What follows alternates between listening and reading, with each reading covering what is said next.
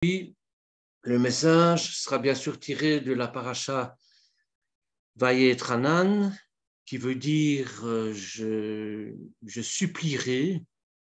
Et la supplication de Moshe, c'est de vouloir entrer en Eretz Israël.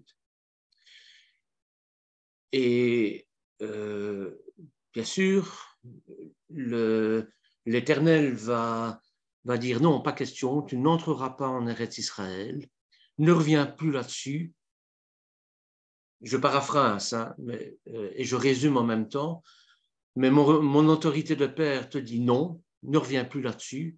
Le non, c'est non. Yeshua le dira plus tard aussi d'ailleurs, que votre non soit non, que votre oui soit oui. Je trouve quand même un peu la punition un petit peu exagérée par rapport à ce qu'il a fait.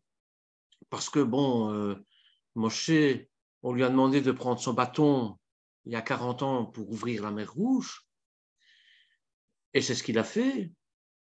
Donc, il a frappé le rocher, la mer Rouge s'est ouverte. Et puis ici, l'Éternel lui demande de prendre son bâton, mais de parler au rocher. Et au lieu de parler au rocher, excédé par ce peuple qui demande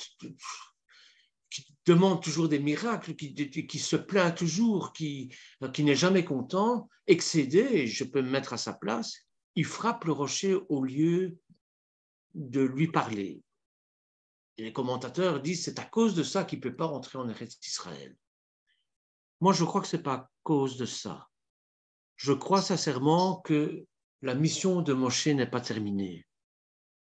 La mission de Moshe, c'est de conduire le peuple hébreu, de ne pas le faire entrer en Eretz Israël, mais de le faire arriver aux frontières d'Eretz Israël.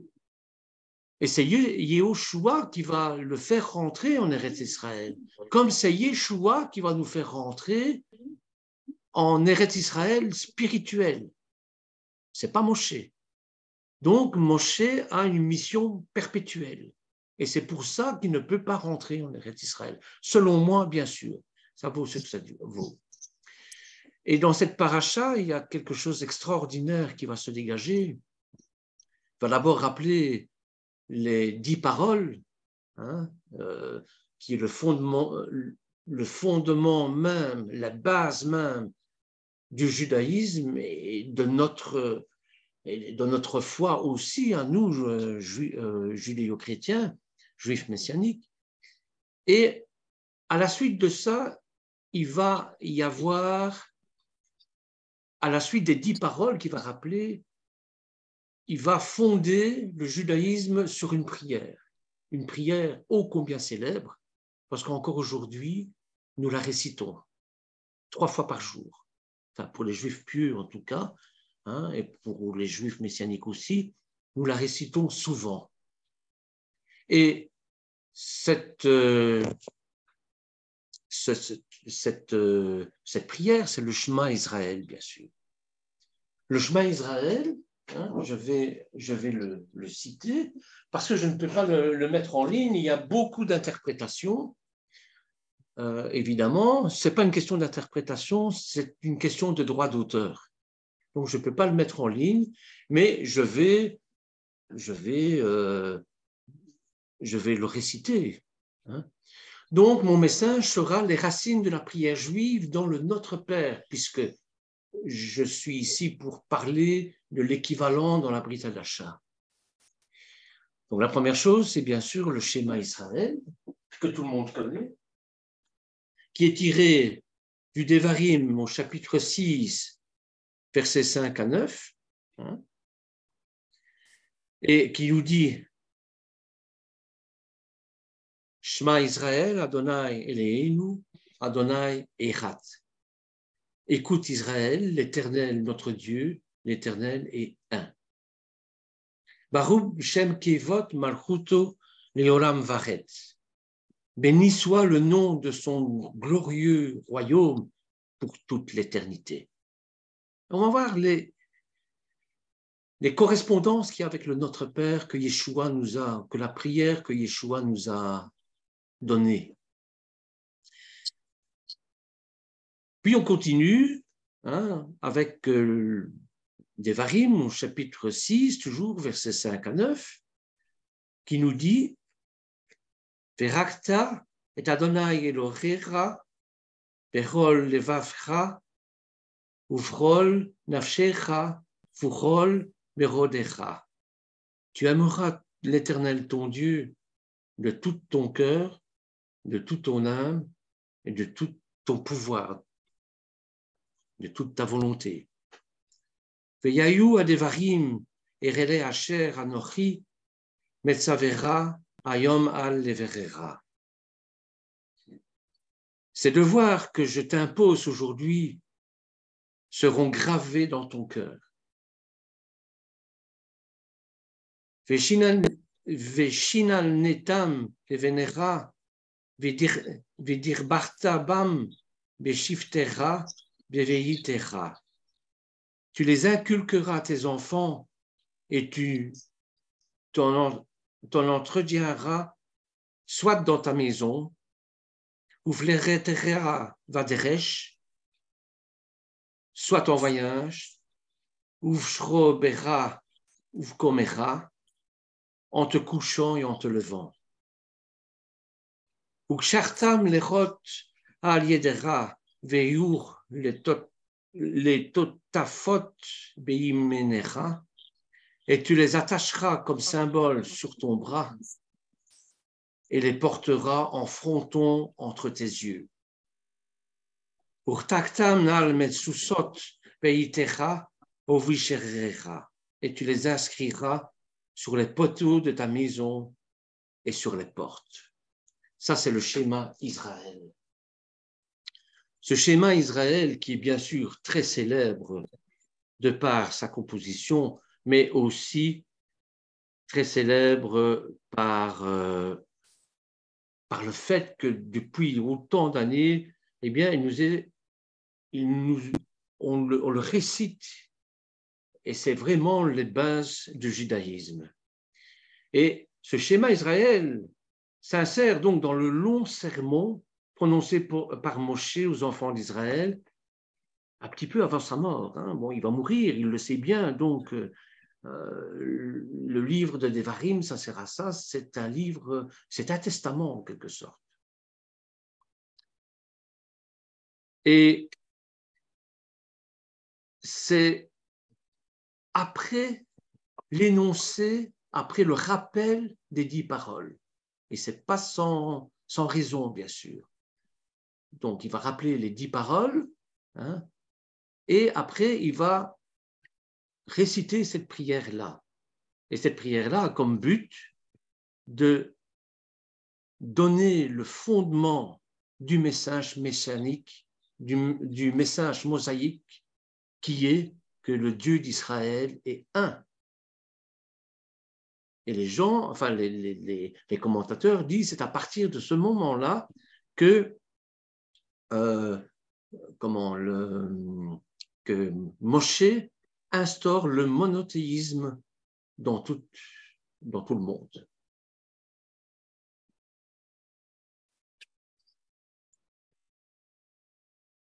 Ça, je ne peux pas le faire, bien sûr. Voilà. Alors, comme on voit ici, je l'ai mis en hébreu parce que c'est excessivement important. La première phrase du Shema Israël, c'est quelque chose d'excessivement important parce qu'il y a des petites choses que les scribes, que les scribes en écrivant ont fait. Et le premier mot du verset 4, donc Shema, écoute dans le sens de comprendre, dans le sens de enracine-toi, enracine cette compréhension en toi. Donc Shema, écoute, se termine par la lettre Ayin que vous avez ici, donc en rouge. Tu as laissé les là. Quand l'autre est arrivé, il n'y a pas coupé son micro. Si vous voulez bien fermer vos micros, s'il vous plaît, merci. Parce que sinon, ça va faire des interférences. Donc, le premier mot du verset 4, Shema Israël, se termine par la lettre Ayin. qui, dans les éditions traditionnelles de ce verset, est plus grande que les autres lettres du texte. Et il en est de même pour la dernière lettre du mot de ce verset qui est Echat, ici. Je l'ai souligné, je ne sais pas si vous voyez. La lettre Dalet est plus grande aussi que les autres lettres. Un, unique. Le 1. Et le Dalet, c'est bien sûr la porte par laquelle il faut passer pour être en connexion avec Dieu. Et l'Aïn, c'est bien sûr le regard de Dieu. Et ces deux lettres, l'Aïn et le Dalet, forment un mot très important. Lorsqu'on joint ces deux lettres, l'Aïn et le Dalet, on obtient le mot Et, qui veut dire le témoin. Donc, en prononçant cette parole qui est excessivement importante, qui dit voilà, il n'y a qu'un seul Dieu, c'est notre Dieu, le Dieu un d'Israël, eh bien, Moshe dit qu'on est le témoin dans ce monde du un de son Seigneur, du un de Adonai, du un de Yud-Kevavke. Yud-Kevavke, mot non prononcé par les Juifs par déférence et profond respect de Dieu. En français, on dit Yahvé, on dit toutes sortes, mais bon, son nom, c'est Yud-Kevavke. Mais c'est un mot tellement puissant, puisque c'est le mot de la création, que même les Juifs ne le prononcent pas. Ils le remplacent par Adonai ou par Hachem, généralement. Alors, la section de Devarim, au chapitre 6, versets 5 à 9, fait immédiatement suite au Shema Israël et constitue avec lui ce qu'on appelle la paracha Shema, et une paracha typiquement qu'on appelle la paracha Shema, mais qui est aussi appelée isolément paracha Veratna, Veratfta, pardon. Et ce Veratfta, c'est le commentaire, en quelque sorte, du premier verset du schéma Israël. Et elle expose en effet des modalités théoriques et pratiques prescrivant de le réaliser dans l'amour de Dieu. Puisqu'on doit mettre sur son cœur ses paroles, de le méditer en tout lieu et en toute heure, jour et nuit, de le transmettre à ses enfants et de s'en faire un signe sur la main entre les yeux et au linteau des portes de maison. Vous verrez qu'on met des mezuzot sur les portes, signe que ce sont des Juifs qui habitent là. Et quand vous avez des Juifs errants, eh bien, c'était le signe de sécurité pour eux. Donc, ils pouvaient aller se loger dans cet endroit-là en toute sécurité. Donc, c'est un signe assez important. Et vous verrez encore aujourd'hui, les gens mettent des phylactères, c'est-à-dire le boîtier sur le front et le bras enroulé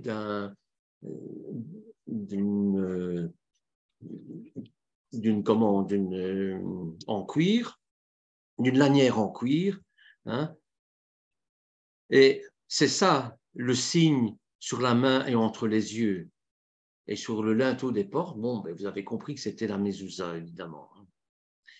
Dans la section de Devarim au chapitre 11, versets 13 à 21, c'est une autre paracha qu'on appelle la paracha Ve'aya, reprend le message de la paracha Shema en paraphrasant et en l'amplifiant.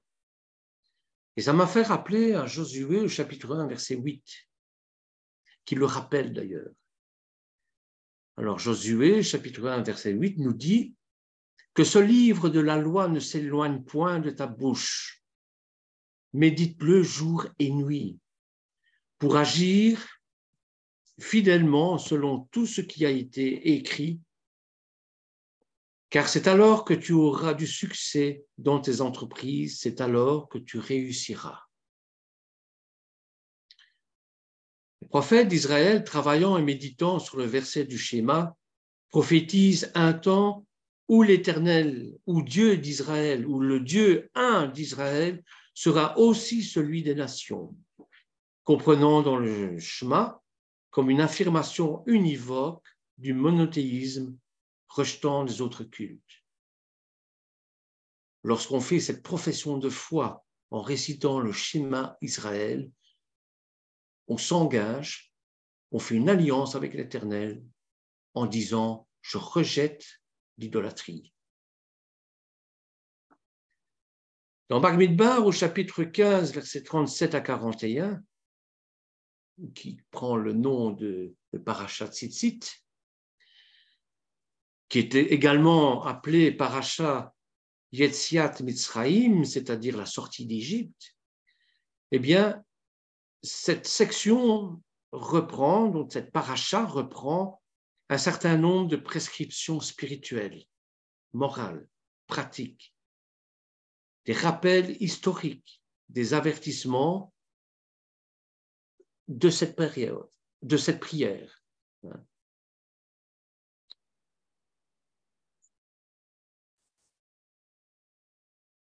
Et nous retrouvons la même chose dans le Notre Père. Souvenez-vous, les disciples ont demandé à Yeshua, mais comment on s'adresse à l'Éternel? Le schéma, on le connaît. Ils le connaissaient, c'était des Juifs, donc ils connaissaient le schéma. Mais le schéma, c'est affirmer le monothéisme, c'est affirmer que Dieu est un, c'est affirmer que c'est notre Dieu. Mais maintenant, il faut dialoguer avec lui. Et comment on fait ça? Eh bien, Yeshua va nous donner une prière, une très belle prière. Et il va nous dire ceci. Quand vous vous adressez à l'Éternel, ça ne sert à rien de dire des paroles et des paroles. Voici ce qu'il faut dire. Et c'est dans Matthieu, chapitre 6, versets 9 à 13, qu'il va donner ce fondement même du christianisme qui est la prière.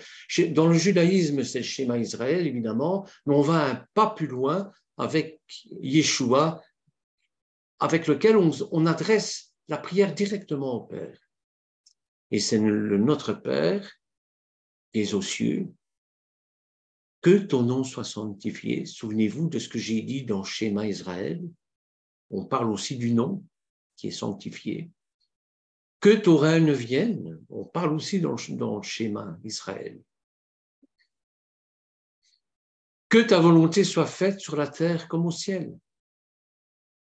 Donne-nous aujourd'hui notre pain de ce jour. Pardonne-nous nos offenses, comme nous pardonnons aussi à ceux qui nous ont offensés. Et ne nous laisse pas entrer en tentation, mais délivre-nous du mal. Amen. Ça, c'est vraiment la prière que tout chrétien récite depuis sa plus tendre enfance, comme le juif depuis sa plus tendre enfance, 3 fois par jour, récite le schéma Israël. Et les juifs messianiques récitent les deux. Et dans la Brit Hadasha, Yeshua donne à ses disciples la prière du Notre Père pour s'adresser à Dieu.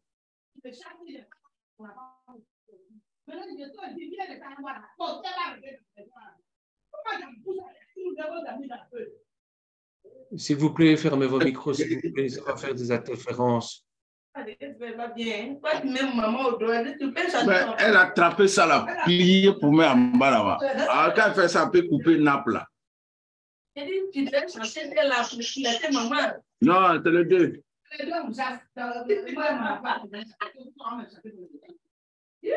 Il n'a qu'à venir voir quand elle dit bien. Elle veut voir que elle a dit. Bon parti. Viens, viens. Si tu m'appelles, elle va faire descendre, elle va voir ce qu'il faut faire là, et puis nous on s'en va. Oui, attends, j'arrive, j'ai fermé, pardon. Bien, je peux continuer? Donc voilà, donc dans la Brit Hadasha, Yeshua donne à ses disciples la prière du Notre Père pour s'adresser à l'Éternel. Elle est devenue celle de tous les chrétiens, bien sûr. Alors nous allons essayer de voir l'influence de la liturgie juive sur cette prière. Parce qu'on croit que, il n'y a rien à faire, les racines hébraïques doivent être là.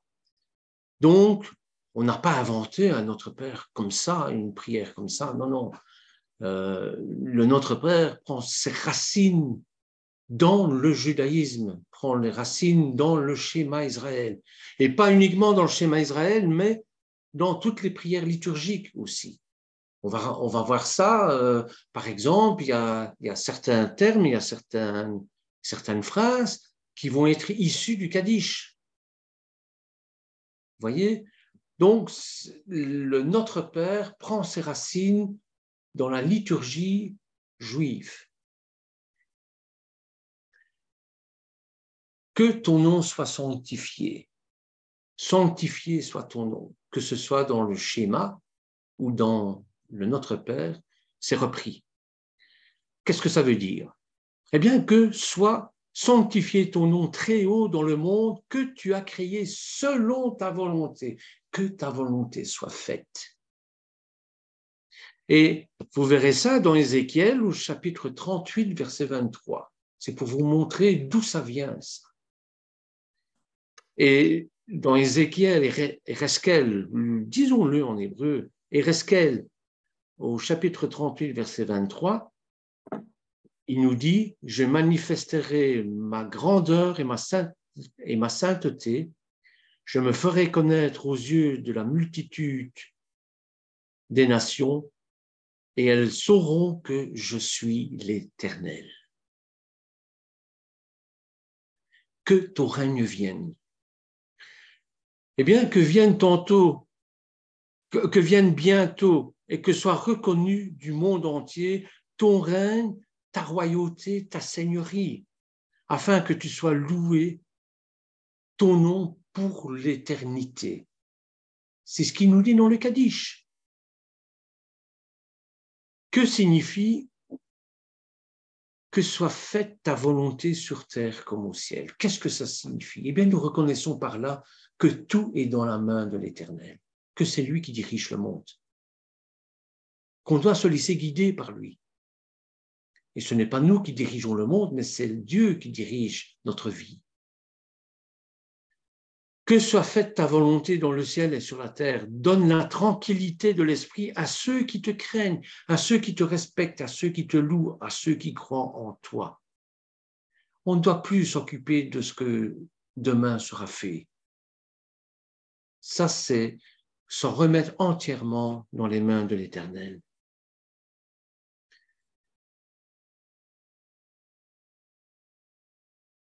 Et pour le reste, eh bien, que l'Éternel agisse selon ton bon plaisir. Et ça, j'ai trouvé ça dans 1 Samuel au chapitre 3, verset 18.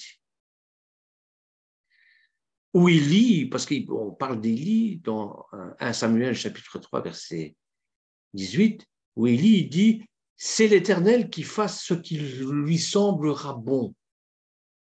C'est-à-dire notre destinée, nous la mettons entre les mains de l'Éternel. Alors on nous parle du pain quotidien. Donne-nous le pain aujourd'hui. Qu'est-ce que ça veut dire? Eh bien, ça veut dire fais-nous jouir du pain que nous accorde chaque jour. Mais l'homme ne doit pas manger uniquement du pain, mais il doit se nourrir aussi de la parole de Dieu. Et il faut remonter à l'Exode au chapitre 16, versets 14 à 29, pour comprendre le message de Yeshua lorsqu'il a dit que « Donne-nous notre pain de ce jour, notre pain quotidien ». Et en Exode au chapitre 16, versets 14 à 29, on nous dit ceci. Quand cette rosée fut dissipée, il y avait à la surface du désert quelque chose de menu comme des grains, quelque chose de menu comme la gelée blanche sur la terre.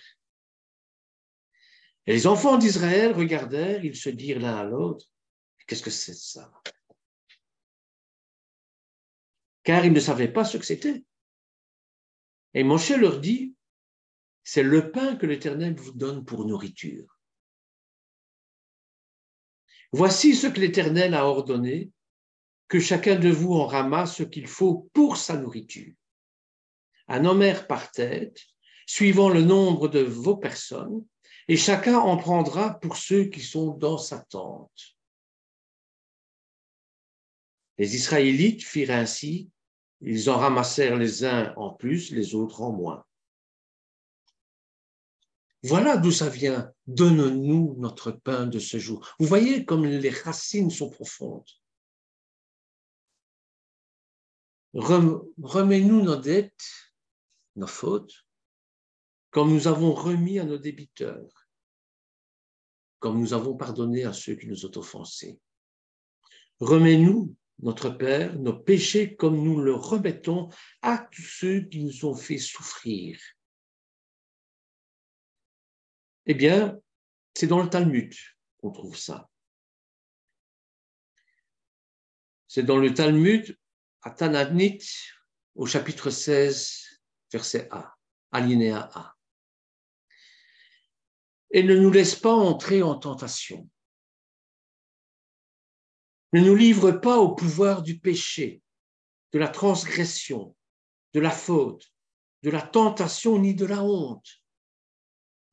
Ne laisse pas dominer en nous le penchant du mal. Et ça, c'est dans la prière du matin. Mais délivre-nous du mauvais, délivre-nous du mal. Vois notre misère, mène notre combat. Délivre-nous sans tarder à cause de ton nom. Vous voyez comme le nom est important. C'est pour ça que les Juifs ne le prononcent pas. Parce qu'il renferme en lui toutes les forces de délivrance et toutes les forces de la création. Et ça, vous le trouverez dans l'Amida, la prière qu'on récite le matin, la 7e bénédiction.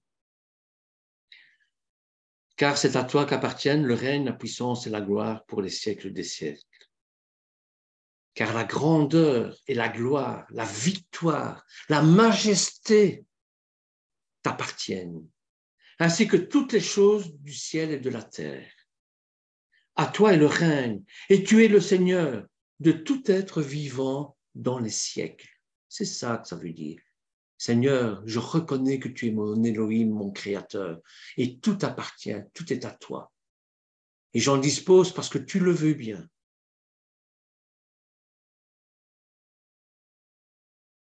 L'appellation notre Père, pour désigner l'Éternel, eh bien, contrairement à ce que l'on a pu lire, ou ce qu'on nous a dit, est employé dans la Bible, même s'il est vrai qu'il est plus rare dans la Bible hébraïque que dans la Brit Hadasha.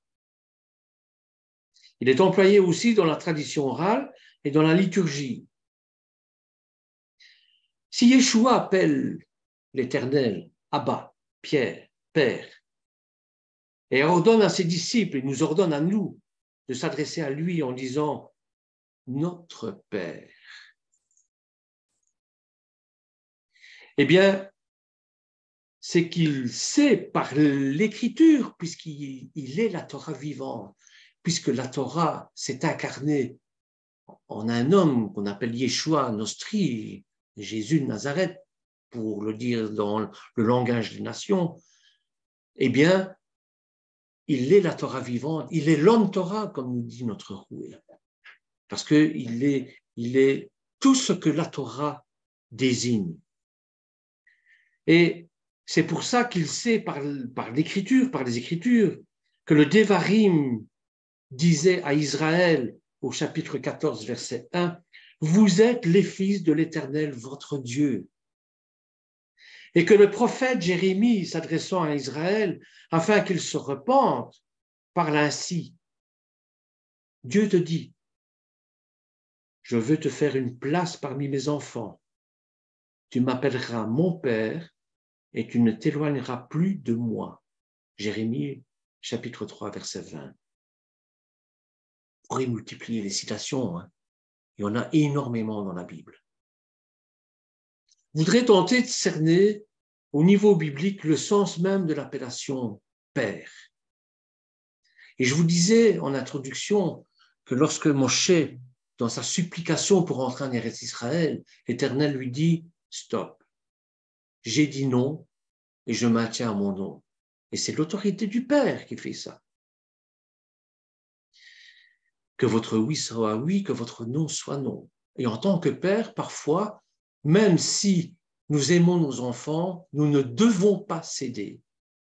Le non, c'est le non. Si vous cédez à votre non, vous sapez votre autorité du Père. Vous voyez ? Combien de fois est-ce que je n'ai pas entendu dire mes enfants, allez papa, s'il te plaît, allez, s'il te plaît, tu nous aimes, fais ça, allez, s'il te plaît. Non, le non, c'est non. Je ne suis pas ta mère, moi, je suis ton père. Et j'ai l'autorité du Père, et mon autorité, c'est très important. Si on sape mon autorité paternelle, quelle autorité auras-tu plus tard au niveau de tes enfants? Et s'il nous est dit au 5e commandement d'honorer notre père et notre mère, comment voulez-vous que mes enfants m'honorent, me respectent, si je n'ai pas d'autorité sur eux? Vous voyez? Donc peut-être la Bible hébraïque, la Bible juive, et ensuite la Brit Hadasha, sont-ils une des rares littératures religieuses qui ait osé employer cette métaphore de la relation filiale pour exprimer deux notions essentielles. Tout d'abord, la proximité de l'homme et de Dieu, au point même que Yeshua dira, vous n'êtes plus des serviteurs, vous n'êtes plus des esclaves. Vous êtes mes frères. Cet amour filial. Le musulman, lui, le musulman, il reste toujours sur la domination. Sur la domination de la charia, qui est l'équivalent de la Torah. Hein, voilà. Le juif, lui, c'est du donnant-donnant. C'est au niveau de la brite, au niveau de l'alliance. Mais le juif messianique, lui, c'est d'une nature filiale, d'une nature matrimoniale, je dirais. C'est un mariage entre son Dieu et lui. C'est ça qui est formidable. Je ne vous appelle plus serviteur, parce que le serviteur ne sait pas ce qu'il fait. Son maître lui dit d'aller à gauche, il va à gauche. Son maître lui dit d'aller à droite, il va à droite. Et moi, je vous appelle mes amis. Alors, c'est ça, cette proximité de l'homme avec l'Éternel. L'homme fut créé à l'image de Dieu. Et en ce sens, selon la Bible et le judaïsme, parce que nos racines sont juives, tout comme est appelé à devenir fils de Dieu. On ne va pas naître fils de Dieu, on va le devenir. Vous comprenez? Pour dire aussi que réaliser dans un être collectif ou individuel la véritable filiation exprime la notion particulière d'élection, de choix de Dieu, que ce soit pour une collectivité ou pour un homme. Dieu m'a choisi. Dieu m'a choisi, m'a donné une place dans Mishpacha, parce qu'il a choisi Mishpacha. Ça, c'est la collectivité. Et l'individuel, c'est mon appel à moi. Mon appel à moi qui est enseignant, qui peut être autre chose plus tard, je ne sais rien. Hein. À vous, c'est peut-être prophète, à d'autres, c'est pasteur, à d'autres, bon, tous les dons d'esprit sont là pour être analysés, bien sûr. Voyez? Donc, nous trouvons cette appellation Père qui est au ciel encore aujourd'hui, et ce, depuis 2000 ans ou plus, dans nos prières quotidiennes.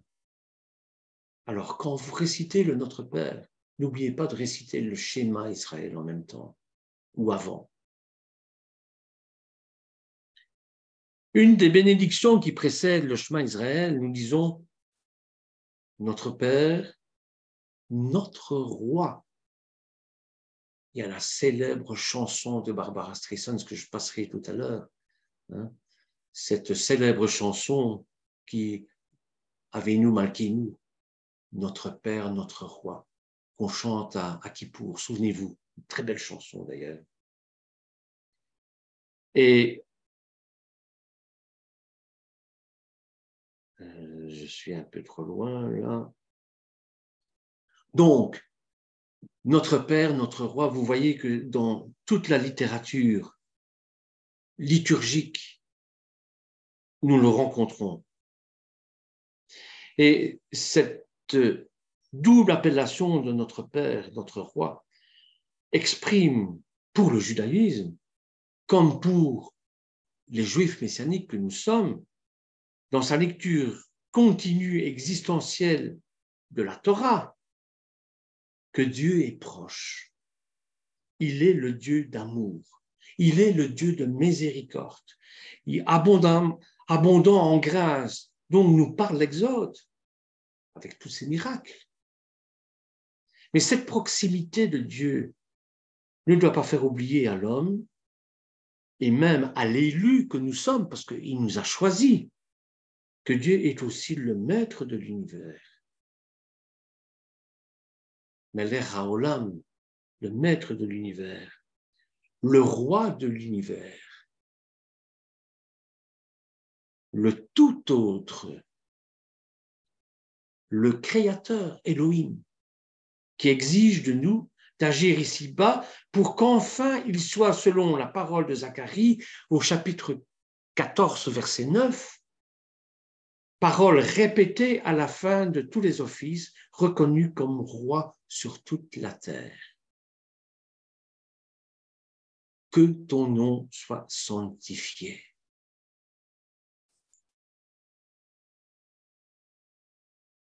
Qu'on rencontre dans le Kaddish.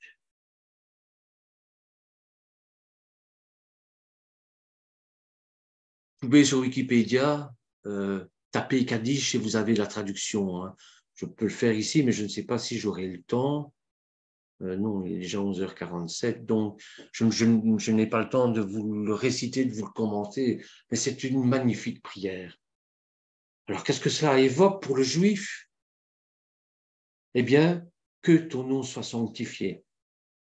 Eh bien, immédiatement, une formule liturgique très ancienne, qui sans doute existait déjà du temps de Yeshua, que ton nom soit sanctifié, on le retrouve dans le Kaddish, qui est une prière de sanctification, Kaddish, Kadosh, Kiddusha. C'est sur les mêmes racines de la sainteté. La prière quotidienne qui scande les différentes parties de l'office et qui peut être la plus familière à tout juif parce qu'elle est devenue, non pas à l'époque de Yeshua, mais bien plus tard, la prière que dit tout juif qui perd un être cher. Le Kaddish des endeuillés. On ne prie pas les morts, on prie pour les vivants. Prière du deuil, qui dans son contenu ne parle que d'une seule... Il ne parle jamais de mort dans le Kaddish. On ne parle jamais de mort dans le Kaddish. Mais on parle de l'espérance, en la sanctification, du nom Hachem, et en la venue du règne de Dieu sur terre, permettant ainsi toute personne endeuillée de surmonter sa propre douleur en s'insérant dans une communauté, dans un peuple qui existe, qui vit, qui agit, en espérant la venue du règne. C'est ce que nous disons. Maranatha, reviens, Yeshua, reviens instaurer ton royaume sur terre, comme dans les cieux. Que ton nom soit sanctifié. Et donc, presque textuellement, dans le Kaddish, qu'il soit grandi et sanctifié par son grand nom.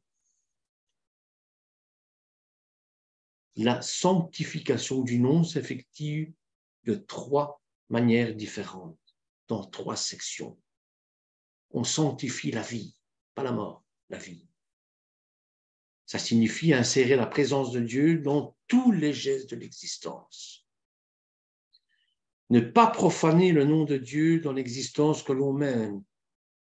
C'est une raison pour laquelle les Juifs ne prononcent jamais Yud-Ké Vav-Ké. Jamais. C'est ce qui explique et donne sens à tous les commandements qui régissent la vie quotidienne et profane d'un Juif. Cette vie qui par là même n'est plus profane mais sacrée, consacrée à l'Éternel. Donc il y a la sanctification de la vie, il y a la sanctification du temps. Le temps, comme l'écrit merveilleusement un théologien, Abraham Heschel, le temps est le temps à bâtir. Nous devons créer, nous devons bâtir le royaume de Dieu pour que Yeshua puisse revenir. Le temps confié à l'homme, il doit être marqué par le Shabbat. C'est le Shabbat qui rythme le temps dans une vie religieuse, une vie de juif ou de juif messianique, de croyant en tout cas. C'est le Shabbat. Ce sont les fêtes aussi, les fêtes de l'Éternel, les convocations de l'Éternel, les convocations saintes de l'Éternel, sanctification du temps dans le quotidien de l'existence, en portant ainsi le témoignage de la présence de Dieu au monde. Quand on vous voit, on doit voir Yeshua en vous, on doit voir Dieu en vous. C'est ça le témoignage. Et c'est bien là le sens de ce que nous disons 2 fois par jour dans le schéma Israël. 2 ou 3 fois par jour. Cette profession de foi, parce que c'est une profession de foi, c'est dire, voilà, je reconnais Elohim comme mon créateur. Je reconnais qu'il n'y a qu'un seul Dieu, c'est le Dieu un d'Israël. Il n'y en a pas d'autre. Vous voyez ?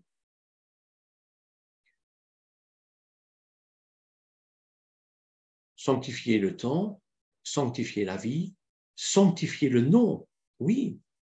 Depuis l'époque des Maccabées, le 2e siècle avant notre ère, en passant par Rabbi Akiba, 2e siècle de notre ère aussi, en passant par les bûchers de l'Inquisition, et plus près de nous, hélas, par l'épreuve de la Shoah, eh bien, des Juifs ont préféré mourir pour maintenir leur identité et proclamer leur foi. Plutôt mourir que d'enfreindre les lois fondamentales qui justifient leur présence dans le monde, leur essence, qui justifient qu'ils sont les fils de Dieu. Préfèrent mourir que de vivre à genoux. Et dans le Talmud même, précisément à l'époque qui était fertile, hélas, en menace d'extraction physique et spirituelle, les rabbins ont défini 3 commandements qu'en aucun cas les Juifs ne doivent enfreindre, même si c'est au péril de leur vie, pour ne pas être considérés comme reniant Dieu, reniant l'alliance pour se sauver lui-même. Et ces 3 commandements sont l'interdiction d'idolâtrie, l'interdiction de répandre le sang si on vous y oblige, prendre les armes à la guerre, c'est interdit. L'interdiction de pratiques sexuelles contraires aux lois fondamentales de l'éthique humaine, telles que nous sont livrées notamment dans le Lévitique, l'homosexualité, les lesbiennes, les accouplements avec des animaux, et ainsi de suite. Bon. Et pour conclure, je dirais que tout au long des siècles, et aujourd'hui encore, Israël prie Dieu de le laisser sanctifier son nom, afin qu'il soit sanctifié aux yeux des hommes, aux yeux des nations.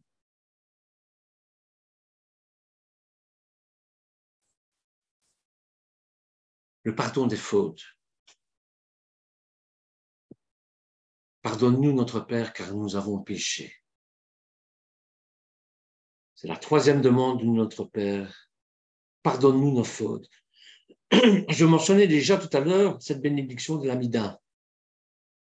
Pardonne-nous, notre Père, car nous avons péché. Souvenez-vous de Avinu Malkeinu, la très belle chanson que l'on chante à Kippour. Mais ce que l'on a relevé, et on le trouve dans la traduction de Notre Père dans la Bible Jérusalem, et même dans notre Bible, dans les autres Bibles, c'est qu'il est peut-être plus correct d'appeler faute dette, la dette. Quand on parle de dette, on parle de rachat. Et Yeshua, par son sang, nous a racheté du mal. Voyez? Remets-nous nos dettes, comme nous les remettons. Le mot dette correspond à un mot araméen, qui était la langue parlée du temps de Yeshua, qui signifie à la fois la dette, bien sûr, ce qu'on doit, l'obligation, et par extension, le péché, la faute. Un homme est en dette vis-à-vis de Dieu quand il a commis un écart dans sa conduite par rapport à ce que Dieu attend de lui. Il a une dette à payer, même s'il a été racheté par le sang, parce que la dette est toujours rachetée par le sang.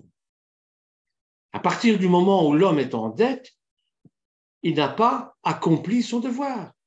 Il n'a pas accompli son devoir s'il il sait cependant que Dieu a préservé pour lui un temps et un moyen pour revenir à lui. Pour se mettre dans la voie droite que Dieu lui avait prescrite. Ce moyen, nous le connaissons tous, c'est la repentance. C'est tchouva. Dimanche, un de nos frères a fait le baptême de repentance. C'est-à-dire, il est revenu aux sources et il a bien sûr fait une alliance avec l'Éternel, mais non seulement ça, c'est un homme nouveau maintenant. Donc tout ce qu'il a pu faire avant, eh bien, nous ne devons plus lui reprocher, parce que maintenant, c'est quelqu'un de neuf, c'est quelqu'un de nouveau. La teshuva, c'est le moyen mis à la disposition de l'homme par Dieu pour se repentir des fautes commises vis-à-vis de Dieu. La tradition juive nous enseigne de faire précéder cette demande de pardon à Dieu par des gestes et des paroles de demande de pardon au prochain. Aimer Dieu, c'est aimer son prochain. Parce que dans le prochain, vous avez Dieu. Celui qui dit aimer Dieu et ne pas aimer son prochain, eh bien, c'est un menteur. Voilà, frères et sœurs, ce que j'avais envie de vous dire concernant ces deux magnifiques prières, la prière du Notre Père, qui a été instaurée par Yeshua et qui nous a été transmise, et la prière de Moshe à la suite des 10 commandements.